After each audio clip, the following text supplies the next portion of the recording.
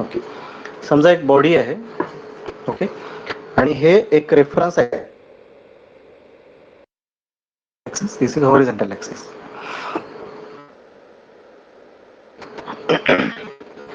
समजा जर या ऑब्जेक्ट मुवमेंट घ्यायची असेल तर आपण काय करतो?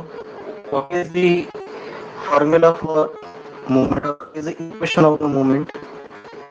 It is force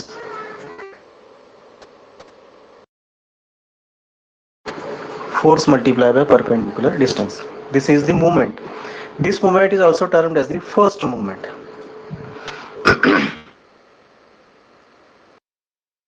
घेतली म्हणजे movement of movement. If considered the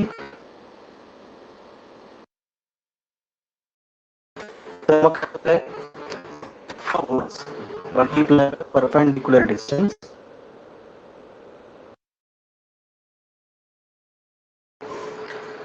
ठीक आहे. आता जेव्हा आपण मुवमेंट घेतो त्यावेळेस आपण काय म्हणतोय की ही ऑब्जेक्ट जी आहे, ह्या ऑब्जेक्टचं एक मास आहे M kilograms. Suppose the mass is M kilograms. तर हे जे मास आहे हे सगळं एकाच पॉइंटवर येऊन कॉन्सन्ट्रेट होतं आणि हे असं ऍक्ट होते. This is mass M and this point is termed as centre of gravity. हे सगळं तुम्हाला माहिती आहे terms. Okay, just it's a brush up. This is the centre of gravity. So this is perpendicular distance from y-axis and this is perpendicular distance from the x-axis. y-axis पासून जे distance आहे त्याला आपण म्हणतो x बार, म्हणजे parallel to x-axis, आणि जे vertical distance आहे त्याला आपण म्हणतो y बार. y-axis बरोबर. आता इन्स्टेड ऑफ मास समजा एक सिंपल एरिया आहे. म्हणजे आता हे पेज कन्सिडर करत, this is the width and this is the height.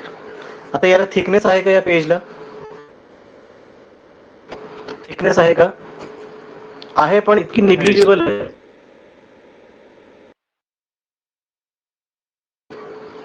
Width and height, the thickness is very negligible. तो त्याला निग्लेक्ट करत टाकतो. तर या पेजला काय आहे? या पेजला मास नाही आहे, या पेजला एरिया आहे. तर आता या सब्जेक्टला आपण रिप्लेस करूयात स्क्रीन. आहेत कॉन्सन्ट्रेट. तसं आता काय एरिया, एरिया एका पॉइंटवर येऊन असा अक्युमुलेट झालेला आहे. म्हणजे यापेक्षा जो एरिया आहे तो याच्या बरोबर अक्युमुलेशन होणार आहे. Suppose this is the point where the entire area is accumulate and this point is termed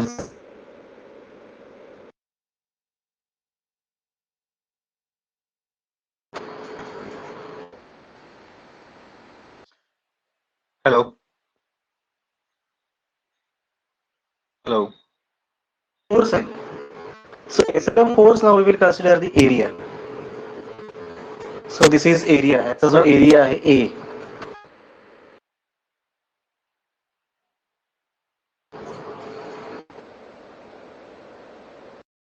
this becomes A into perpendicular distance.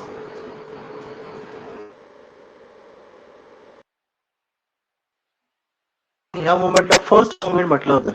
तसं आता या मुवमेंटची परत मुवमेंट घ्यायची, so that will become the second movement. म्हणजे हा जो मुवमेंट ऑफ मुवमेंट आहे it is termed as this movement.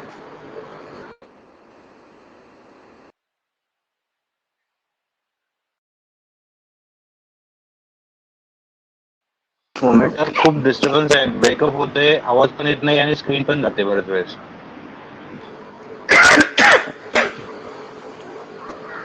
आता येतो का आवाज? हा, ते पूर्ण वरचा पार्ट जो आहे ते फर्स्ट पार्ट आणि सेकंड पार्ट दोन्ही पण मिस झालेले, त्याच्यामध्ये क्लिअर येतच नाहीये.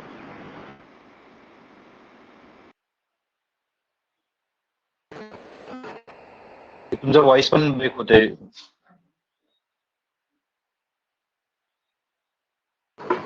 हा ठीक आहे, आता आहे का clear?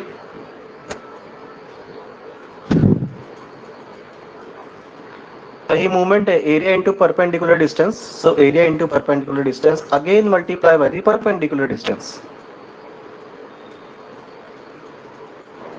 So this is equal to area into square of the perpendicular distance. इथे आपण काय केलं होतं, फोर्स घेतलं होतं, force into square of the perpendicular distance. आता आपण काय करतोय, फोर्सच्या ऐवजी आपण एरिया घेतो. So this is area multiply by the square of the perpendicular distance. So this is called as the, again it is the movement of inertia. आता actually this is moment of area आहे, पण आपल्या syllabus मध्ये किंवा general term मध्ये this is also term as the movement of inertia. आता actually inertia जिथे आलेला आहे, ते इनर्शिया म्हणजे मास असायला पाहिजे by default, because inertia is the property of mass. बरोबर आहे, एरियाची प्रॉपर्टी नाही येते, it is the property of mass. But still for the generalize and for the convenient purpose, हा जो एरिया आहे, या एरियाच्या मुवमेंटला सुद्धा आपण हेच रेफर करतो, that is the movement of the inertia. Clear झालंय का? या एरियाला जर आपण वाय ऍक्सिसच्या अबाउट रोटेट केलं, तर ती झाली movement of inertia about Y axis, म्हणजे व्हर्टिकल ऍक्सिस. आणि जर हॉरिझॉन्टल ऍक्सिसच्या अबाउट ह्याला आपण रोटेट केलं, then it is termed as the movement of inertia about the horizontal axis. लक्षात ठेवा, नेहमी मुवमेंट ऑफ इनर्शिया जी आहे ती कशाच्या कुठल्या तरी ऍक्सिसच्या अबाउट असेल. एक तर ती स्वतः भोवती फिरेल किंवा कुठल्या तरी ऍक्सिसच्या भोवती फिरेल. जसं फॉर एक्झाम्पल भवरा आहे, बरोबर ना? भवरा असतं, हा काय करतो, स्वतःचा जो ऍक्सिस आहे त्या ऍक्सिसच्या अबाउट तो रोटेट होतो आहे. So this is the movement of inertia of that spin about its own centroidal axis. बरोबर आहे. आता समजा याच्याऐवजी आपण असं धरून चला की अर्थ जी मूव्ह होते आहे अबाउट दी सन, ती कशी आहे, समजा हा सन आहे आणि याच्या अबाउट काय होते, अर्थ रोटेट होते इलिप्टिकल पाथ मध्ये. तर ही काय आहे, याला दोन मुवमेंट ऑफ इनर्शिया आहेत अर्थला. एक ती स्वतः भोवती फिरते आहे, जे आता माहिती आहे की दिवस रात्र त्याच्यामुळे होतात. So this is the first movement of inertia about its own centroidal axis. हा जो तिरपा आहे ना 23.5 डिग्रीज वर, तर त्याच्या अबाउट ती स्वतः भोवती रोटेट होते, म्हणजे तो झाला movement of inertia about its own centroidal axis. आणि दुसरी काय आहे, हा जो इलिप्स आहे, या इलिप्सच्या अबाउट पण ती रोटेट होते आहे. So this is again the movement of inertia about the external axis. बरोबर आहे. ज्या ज्या गोष्टी रोटेट होतात आहे, आता तुम्ही बसला आहात तर तुमच्या तिथे वरती फॅन फिरतोय, सिलिंग फॅन फिरतोय, बरोबर आहे. तर तो जो फिरतो आहे तो स्वतःच्या सेंट्रॉइडल ऍक्सिसच्या अबाउट फिरतो आहे, and that is the movement of inertia of that ceiling fan about its own centroidal axis. Okay, आता क्लिअर झाले का term movement of inertia? Screen visible आहे का, व्हॉल्यूम येतोय का?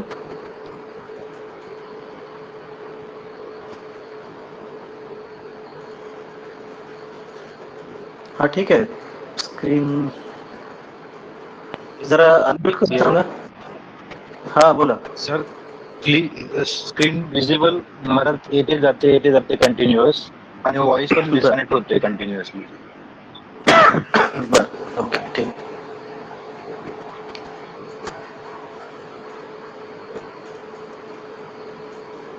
मी लिव्ह